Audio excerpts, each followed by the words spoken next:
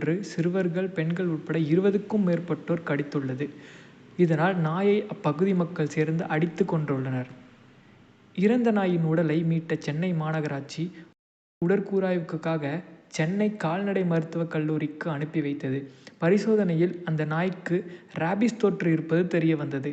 நாயால் கடிபட்டவர்கள் உடனடியாக மருத்துவமனையில் அனுமதிக்கப்பட்டு அவர்களுக்கு 5 டோஸ் தடுப்பூசி போடப்பட்டுள்ளது.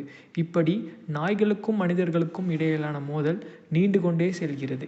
தெருநாய்களின் எண்ணிக்கையை கட்டுப்படுத்துவது குறித்து சென்னை மாநகராட்சி ஆணையர் ராதாகிருஷ்ணனிடம் கேட்டபோது, இந்திய தண்டனை சட்டத்தில் தெருநாய்களை அடிக்கவோ, கொல்லவோ, வேறு இடத்துக்கு மாற்றவோ கூடாது.